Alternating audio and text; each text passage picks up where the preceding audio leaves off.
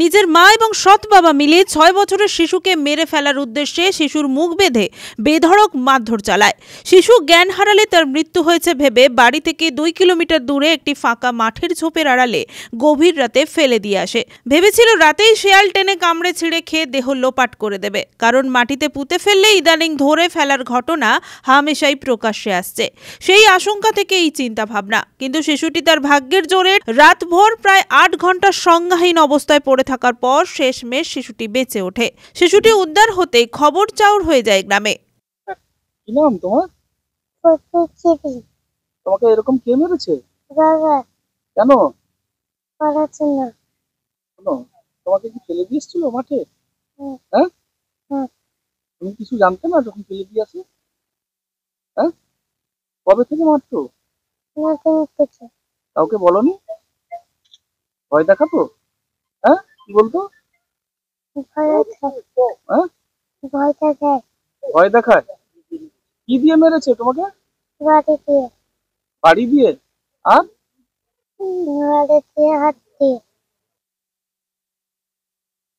তুমি কি পড়াশোনা করতে? হ্যাঁ, কোন স্কুলে? অঙ্গনবাড়ি। ছেলেকে এরকম ভাবে মারলেন কেন? লুকিয়ে যেত। আপনি তো মেরে ফেলে দিয়ে এসেছিলেন ছেলে বলছে। না, ফেলে দিয়ে আসেনি, তাহলে পালিয়ে গেছিল। হ্যাঁ, পালিয়ে গেছিল। তো এত ভাঙাচোরা হাত কেন? মারতে গিয়ে লেগে গেছে। মারতে গিয়ে লেগে গেছে? তারপর খোঁজেননি কেন? খুঁজেছি সারা রাত ধরে। অন্য লোকের ঘরে উঠেছে, পরের দিন কাউকে বলেননি তো? সেই দিন সকালে তারা তুলে নিয়ে গেছে। খাল আমাদের খালের এপাশে বাড়ি, তারা খাল পেরে নিয়ে চলে গেছে বাচ্চাটাকে, কিন্তু বাচ্চা আমরা জানি না। এত আঘাতের চিহ্ন কেন? ওখানে কোনো আগুনের ছেকা দেওয়া হয়েছে তো? আগুন না স্যার, আমি যে তাকে যে মারতে গেছিলাম না, আমার হাতে যে গরম খুন্তিটা ছিল সেটা লেগে গেছে। তারা তো অনেক আগে তো এটা দেখা যাচ্ছে। হ্যাঁ, সেটা অনেক আগে। মেরে ফেলার ইচ্ছে ছিল? না স্যার। ঠিক করে বলো। না স্যার, কেউ খারাপ বাচ্চাটাকে মেরে ফেলে। তুমি তো তার বাবা নও।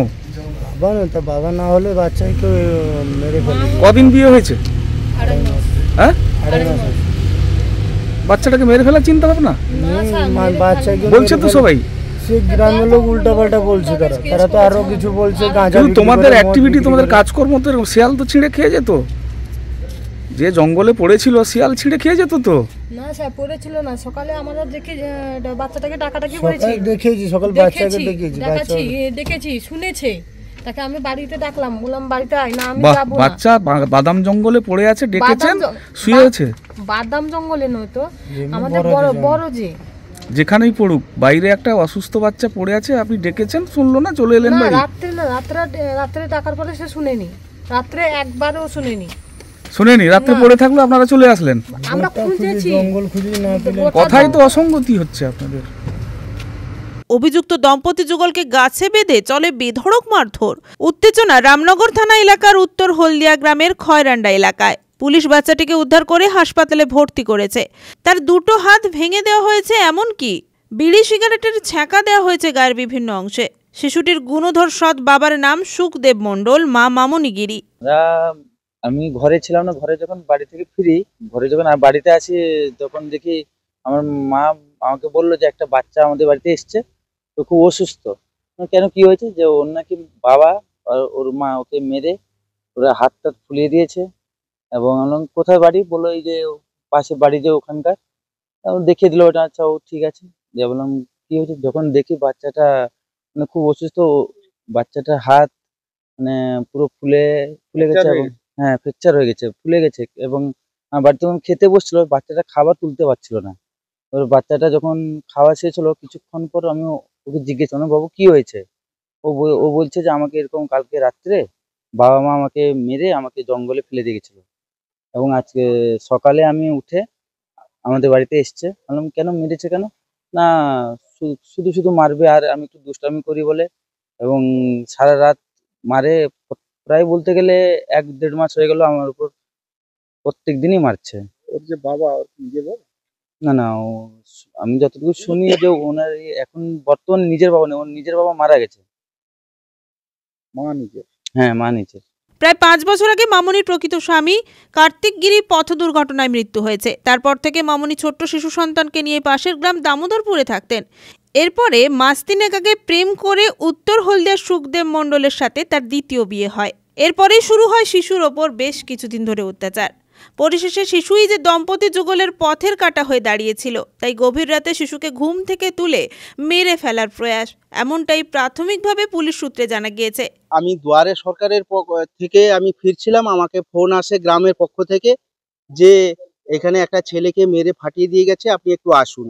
আমি তৎক্ষণাৎ গিয়ে দেখি যে ছেলেটাকে যে অবস্থা, হাত পা ভাঙা, ফোলা, পায়ে ছ্যাঁকা দেওয়ার একটা ইয়ে আছে।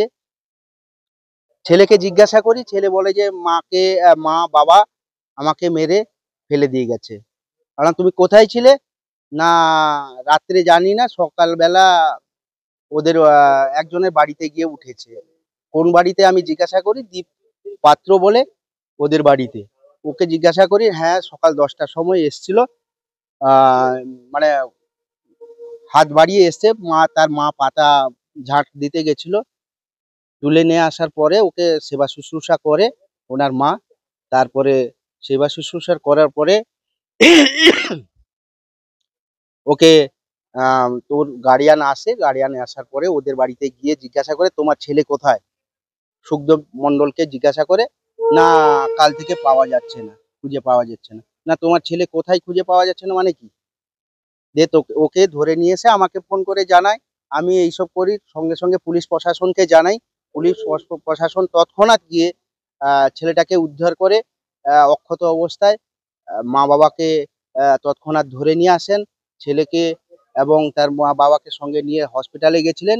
ছেলেকে হসপিটালে গিয়ে সেবা শুশ্রূষা করে নিয়ে এসছেন। বর্তমান নিয়ে গেছেন কোথায় নিয়ে গেছেন, ডাক্তারের পরামর্শ নিতে, হয়তো এক্সরে ফেক্সরে করতে হবে, হাত পা তো ভেঙে গেছে, এক্সরে টেক্সরে করতে হবে। তাই আমি চাইছি যাতে ছেলেটা সুস্থ জীবনযাপন করে, এইরকম অমানবিক যাতে আর না ঘটে কারোর জীবনে। বা কোনো মেরে ফেলার ইচ্ছে ছিল? হ্যাঁ মেরে ফেলার ইচ্ছা ছিল বলতে ওরা জানে যে ও মরে গেছে, তার জন্য আর খোঁজাখুঁজি করেন, যা হবে হবে। হ্যাঁ জঙ্গলে ফেলে দিয়ে এসেছিল।